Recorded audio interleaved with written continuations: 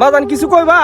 আব্বা, আমি স্কুলে গেলে আছে না, আমার স্কুলের ছাত্ররা বন্ধুরা আমার দিকে খালি হাসাহাসি করে, আবার মস্কারিও করে।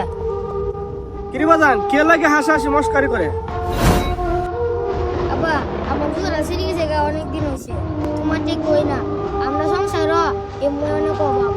আব্বা, আমার এই সিরাজ তো দেখ কই, আমার বন্ধুরা আমার দেখে মজা করে। আব্বা, আমার একজন নতুন জুতা কিনে দেওয়া লাগবে। প্রতিদিন আমার মজা করে, আমার পিঠা আঘাত লাগে, আমার আর সহ্য হয় না, আমার সহ্য দেখা নেওয়া করে।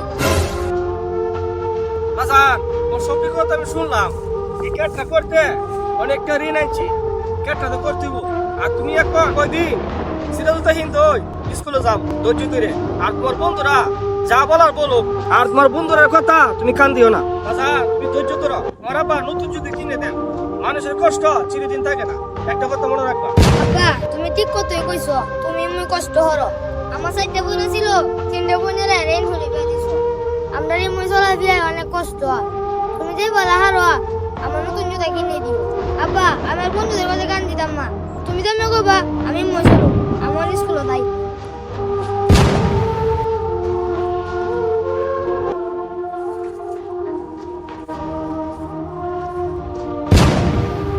এত কষ্ট করি কবে জানলা সুখের মুখ দেখাইব। আমার ছেলের সিরা জুতা দেখে স্কুলের ছাত্ররা মজা করে, ছেলেকে এক জোড়া নতুন জুতা কিনে দিবার আমার মরদ নাই। আমার ছেলেকে আমি যা বললাম, আমার ছেলে বুঝতে পারলো।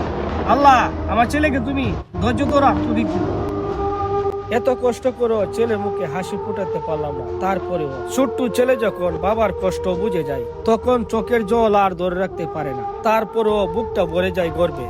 এরকম ছেলের বাবা হতে পেরে আমার জীবন ধন্য।